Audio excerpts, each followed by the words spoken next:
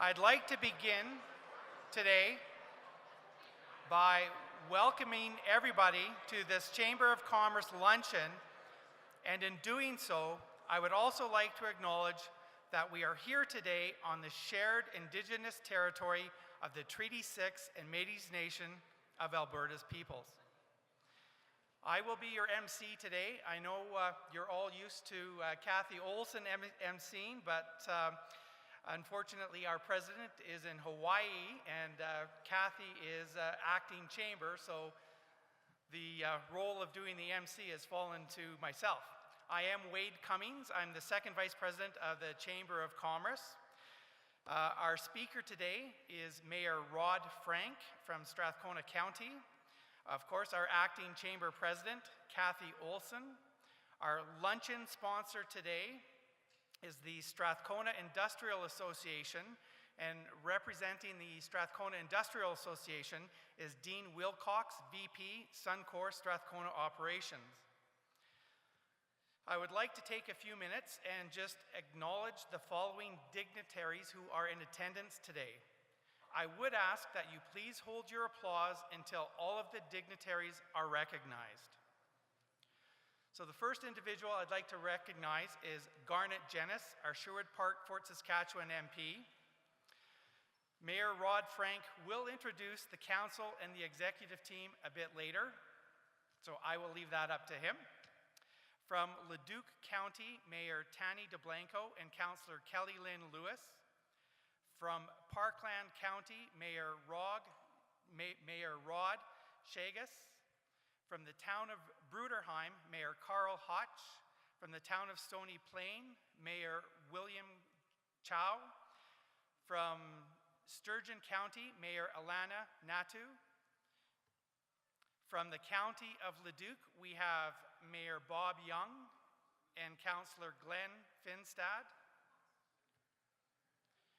From the Elk Islands Catholic Schools, we have the following people in attendance: Ted Pazik, Board Chair; Michelle Zotz, Board Vice Chair; and Trustee Jean Beauvert. We also have in attendance Trina Boymuk, Board Chair from Elk Island Public Schools; Trustees Annette Habak, Don Irwin, and Superintendent Mark Ligori. I would also like to welcome, not yet, almost.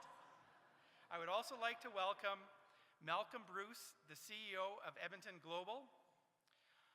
And I would also like to welcome Nate Glubish, Member-elect Strathcona Sherwood Park.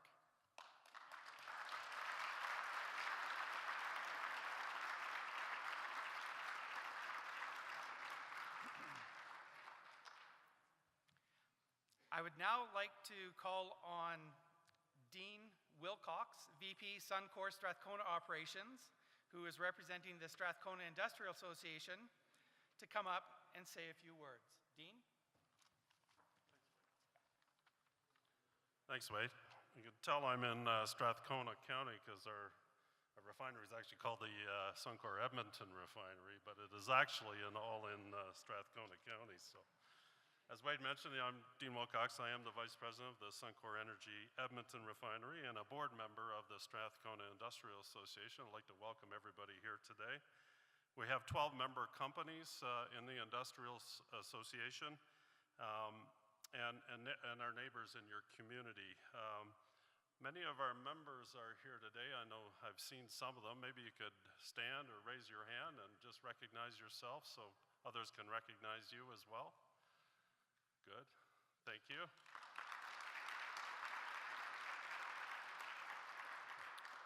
The SIA, as we like to call ourselves, was formed in 1974.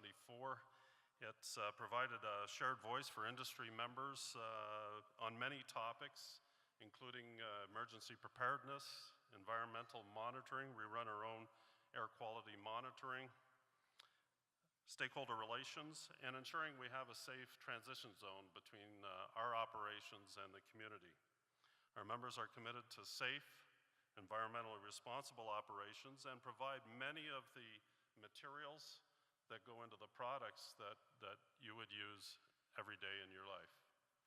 I'd like to thank the Chamber for the opportunity to sponsor the State of the County address by Mayor Rod Frank, and also like to extend a thank you to all of you for your continued support and engagement from Strathcona County and the Chamber. Thank you.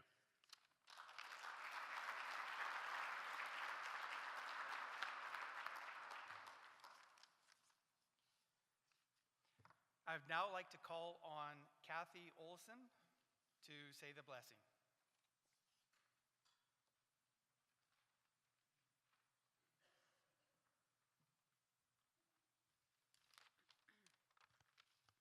If you would please bow your heads with me.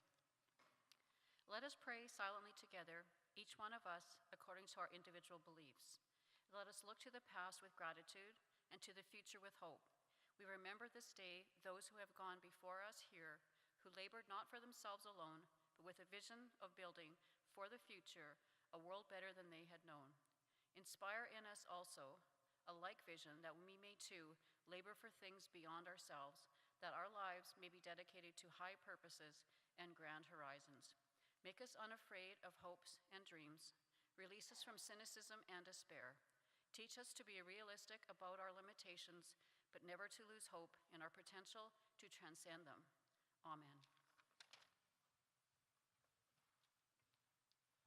Thank you. Thank you, Kathy. Todd will be asking each table individually to proceed for lunch. So, Todd, I will leave this part to you.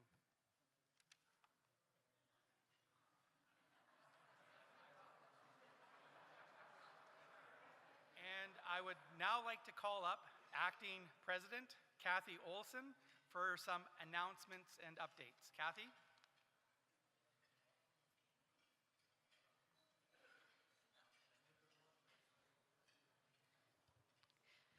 Ladies and gentlemen, as per our bylaws, it is once again election time for our Executive and Board of Directors for Sherwood Park and District Chamber of Commerce.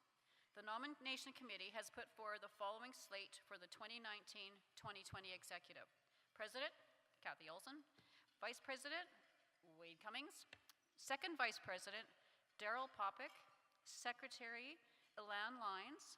And Treasurer, Brad Severin. But as for due process, I would now like to call from the floor any further nominations for any of the executive positions.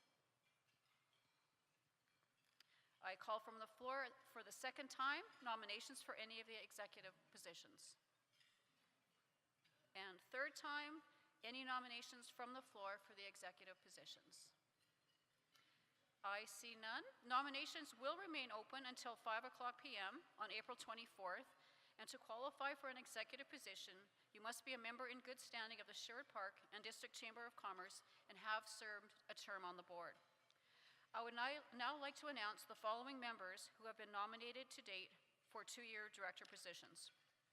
In alphabetical order, we have Penny Jennings, Jeff Matheson, Pam McCormick, Mike Ropelt, Karen Schenk, and Marty Shigehiro. Please note that there are nomination forms provided at your tables for further nominations, or they can be supplied by the Chamber at your request. Nominations for all positions will be accepted up to 5 p.m. Wednesday, April 24th. Election ballots will be mailed to the membership April 26th, and all ballots mailed back to or received at the Chamber office by noon, Monday the 13th, will be accepted and totaled for the election results announced at the Wednesday, May 15th general meeting and luncheon. Thank you for your time.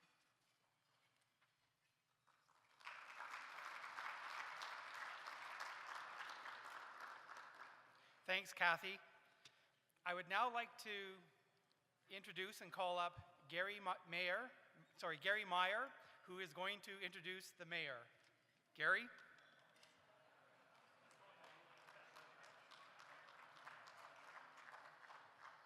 I've been called worse. Jean Bovair, it's nice to see you. You're wearing a haircut like mine. Very nice. My name's Gary Meyer. I was kind of born and raised right here. My grandfather's farm was on Baseline Road and Broadmoor Boulevard, ran all the way right to here. And unfortunately, he sold it in 1972, and I'm still working. I like to tell stories and stuff like that. I'm just going to tell you a quick one that, because it's got to a point now, if you tell a story, you're a racist, a fascist, a feminist. So we're running. Anyway, a duck walks into, there's no duckish, is there here? Good. Duck walks into the bar. Bartender looks at him and he says, "What do you need?" He said, "You got any grapes?" He said, "No, this is a bar." Next day, same time, in walks a duck. "You got any grapes?" He said, "I told you yesterday, this is a bar. We don't have any grapes."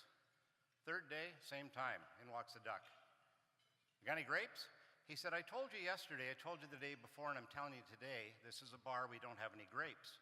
If you come in here again asking for grapes, I'm going to nail your flat feet to the floor. Now beat it." Next day, in walks the duck. So the bartender, he said, "You got any nails?" He said, "No." He said, "You got any grapes?"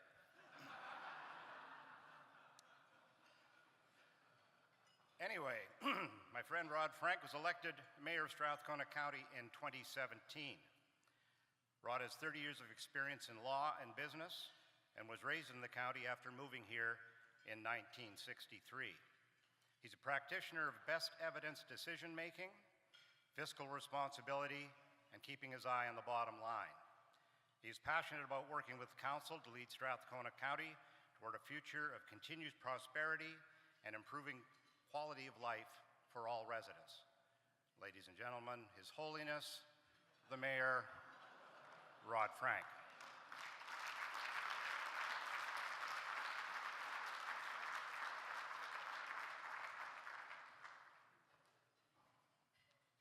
Thank you, Gary. You never disappoint. Welcome, everybody, chamber members, elected officials, and most importantly, our residents. Thank you for joining us today, and thank you to the Chamber of Commerce and our own county staff for organizing this event. And before we begin, let me acknowledge dignitaries who have taken time out of their busy day to be here today. If you could stand when I say your name, and we'll hold applause till the end. Councillor Katie Berghofer, Robert Parks, Dave Anderson, Brian Botterill, Bill Tanita, Paul Smith, Lytton Delaney, and Glenn Lawrence, and former Mayor Kathy Olson. Thank you. Also members of our executive team, Rob Kuhn, Lori Cooper, Greg Yeomans, Kevin Glebe, and Gord Johnston. Thank you for coming also.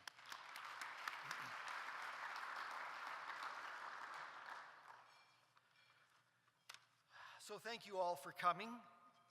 First, this year's State of the County is a little bit different. For one thing, we're here at the Clarion. We're not at our traditional spot at the Agora. Now, we're here today because when we were planning this event, we didn't know if the parkade would be open. So thank you also to the Clarion for your hospitality. Now, we all know why the parkade was closed, and that was the big story of 2018, the November 6 explosions. That was unprecedented for Strathcona County. But we are returning to normal. All that is left now is the parkade and the library, and we're going to be opening those on May 8th. November 6th was an emergency, a very unique one, and we were all tested as a result. Our fire and then our police services had to act quickly to keep the area safe and to investigate. 400 to 500 of our staff, that's up to 1/3, had to find new locations to work, to keep roads maintained, water flowing, trash collected, and rec centers opened. Citizens also were displaced.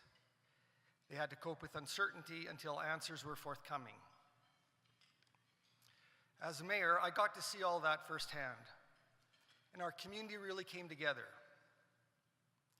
First responders acted swiftly and with utter commitment to the safety of the community. Staff were first-class professionals. They carried on with barely a blink of an eye, without complaint, and services continued seamlessly. And citizens gave the police the wide berth they needed to carry out the investigation. It has been determined to be a single individual, a self-inflicted fatality, and not associated with any group or ideology. Now, let's be honest. Nerves were frayed on November 6th. But in the end, folks were patient. They showed resiliency to get through it all. And that's the big picture. So thank you to you all.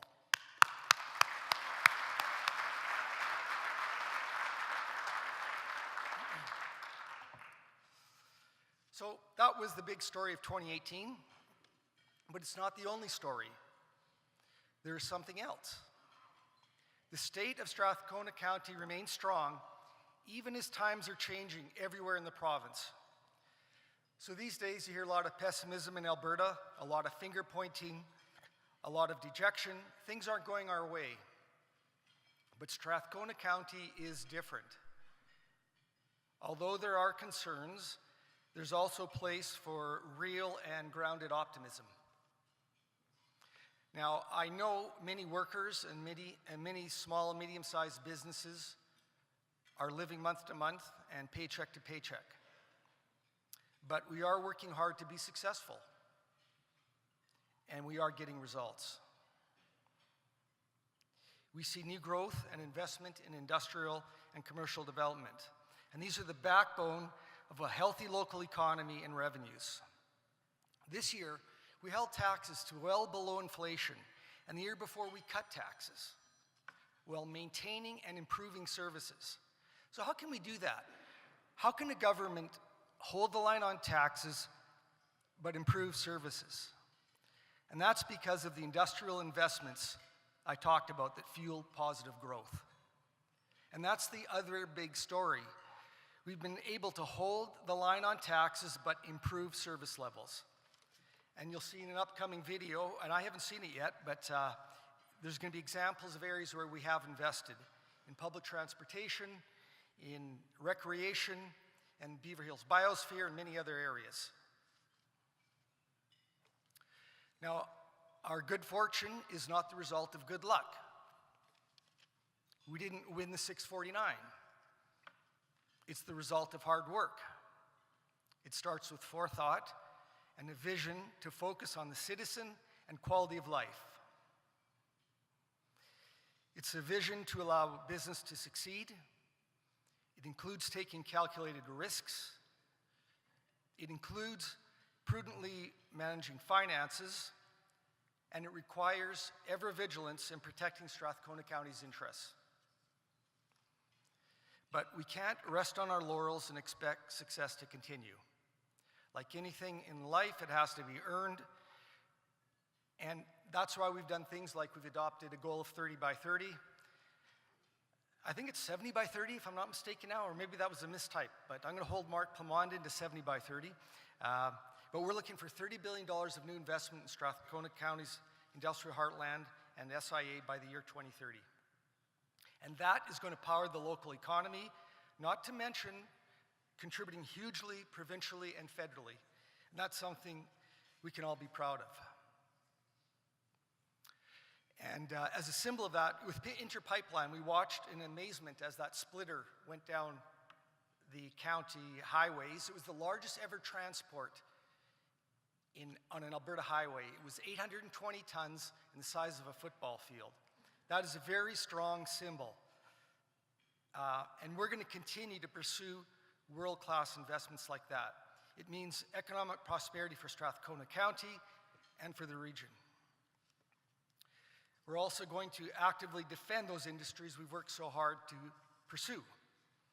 That's why in March, Strathcona County successfully introduced a resolution at the Rural Municipalities of Alberta Conference, and that resolution asked the province to take further action on protecting our energy and petchem industries from foreign false marketing campaigns.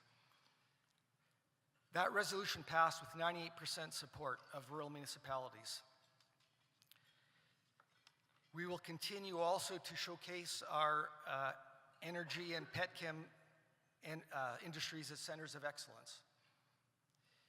We will advocate for upgrading and diversification, and this will attract new investment and create even more value from our resources. And that will take our economy, our local economy, to the next level and provide even a stronger base for small and medium-sized business and for citizens to prosper. But beyond a fertile ground for investment, we must also take bold and strategic steps as political landscapes change. And we are going to deepen our relationships and explore alliances with municipalities and counties that we have things in common with. We will explore synergies in service delivery, in finances, and our future well-being.